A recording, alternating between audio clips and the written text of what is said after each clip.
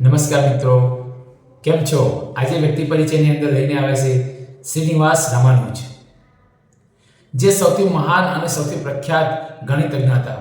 અને તેઓએ બાળપણની અંદર જ ગણિતની અંદર તેમની શાળાના શિક્ષકોને અચંબિત કરી દીધા હતા.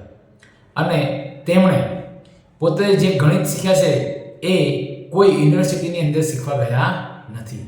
એવા શ્રીનિવાસ રામાનુજની વાત કરવાની છે.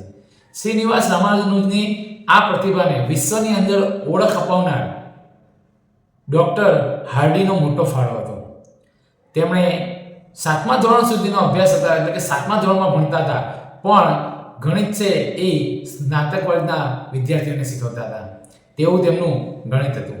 વાત કરીએ શ્રીનિવાસ રામાનુજ, તો શ્રીનિવાસ રામાનુજનો જન્મ 22 ડિસેમ્બર 1887 ના રોજ તમિલનાડુની અંદર થયો હતો. તેમના પિતાનું નામ કુપ્પુસ્વામી અને માતા કોમલ તમ્મલ હતા.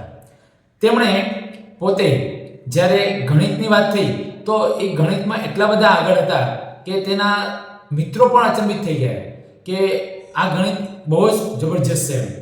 તો એમના એક મિત્રે તેને પ્રભાવિત થઈ અને એક પુસ્તક આપેલું જેનું નામ હતું a synopsis of elementary result in pure and applied mathematics, અને જેના લેખક જ્યોર્જ સુબ્રિજકાર હતા.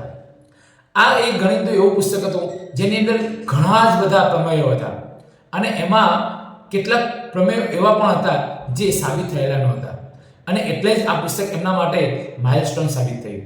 તેમણે આ પુસ્તકની અંદરના ઘણા જ પ્રમેયો સાબિત કર્યા, અને તેમણે પોતાના જીવનની અંદર 3900 પરિણામો શોધ્યા હતા.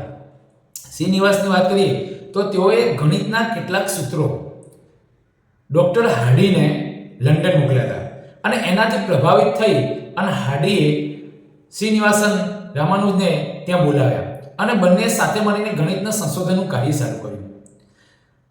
શ્રીનિવાસ રામાનુજ છે એ માંદગીના સમયમાં પણ તેમણે મોક થીટા ફંક્શનનો એક સંશોધન ચાલુ રાખ્યું, જે અત્યારે વિશ્વમાં મેડિકલ ક્ષેત્રે કેન્સરના સારવારની અંદર આ ફંક્શનનો ઉપયોગ થઈ રહ્યો છે. આ સિવાય વાત કરીએ તો તેમણે લંડનની અંદર બ્રિટિશરોએ રોયલ સોસાયટીની અંદર સ્થાન આપ્યું, અને તેઓ ટ્રિનિટી કોલેજના ફિલોસોફી તરીકે પ્રથમ ભારતીય તરીકે તેઓ ત્યાં નિમાયા હતા.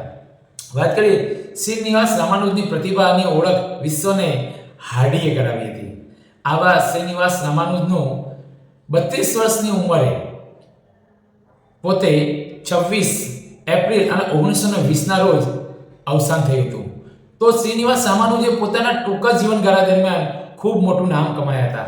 અસ્તુ મિત્રો, આવજો. આવતીકાલે ફરી મળીશું એક નવા વ્યક્તિ પરિચય સાથે. આવજો.